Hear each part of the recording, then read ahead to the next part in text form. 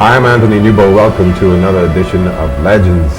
We're still here on the beautiful island of Bimini, Alice Town to be exact, and to be more specific than that, we're at the Bimini Museum. And if we look a little red while we're talking to you, it's because this is the heat of summer. But as I said, we are at the Bimini Museum.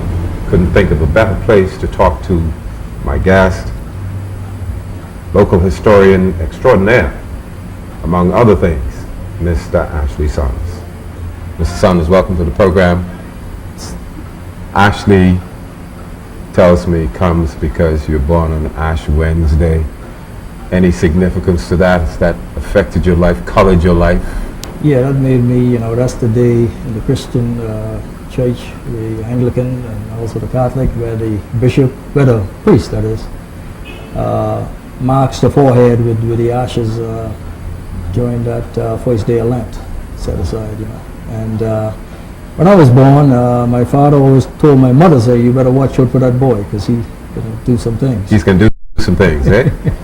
Early schooling, of course, primary school, and what I call homeschool before you go away to college.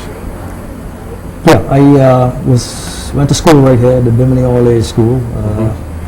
In those days, it was just more or less, everybody sitting in one big room. There was not too many. In fact, there was very little individual classrooms. Right. And you were taught everything by one particular teacher. And we sat in benches in those days, and some of the picnic bench. Right. And no individual chairs, and then we carried slates, which is a piece of stone, or and we wrote with chalk. That's going back a little far. Yeah, that's what school days was like for me. And then you, as I said, you did what I called being homeschooled, because you hooked up with American University, was it? Yeah, I studied at home after. I could have gone.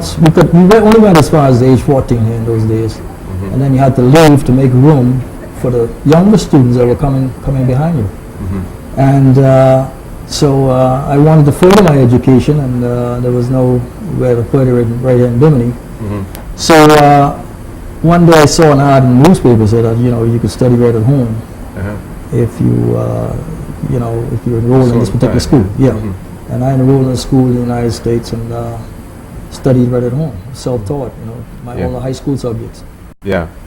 But then you got an opportunity to go a little further, because you go to Miami-Dade then. Yeah, I went to Miami-Dade, which was right next door to me. I wanted to be close to home. And I studied philosophy there. I used to work part-time at the Miami Herald in the stocking newspaper to help with all the finance there, a little pocket change. So what were you going to, because you studied philosophy? Yeah. Were you thinking of teaching? What were you going to do with philosophy? Well, my father died when I was about 14, and my mother, we had 10 kids. My mother was left with 10 children, and she had a lot of young ones, and she got into breaking bread, Bimini bread, and selling them, locally, and I had to help out a little bit. But I had a lot of philosophical questions because I was an apprentice to my father when he died.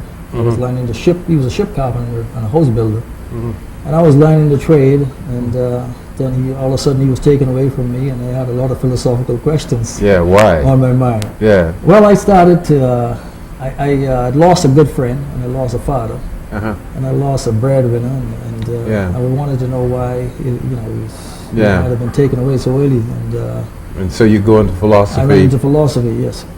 You come out of Miami-Dade, you end up in Wisconsin. Yeah, I got a scholarship from the Bahamas government. In those days, we were just around independence or pre-independence days. The Bahamas were trying to get rid of the British and become an independent country.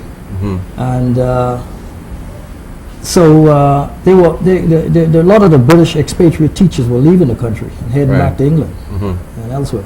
And the Bahamas government made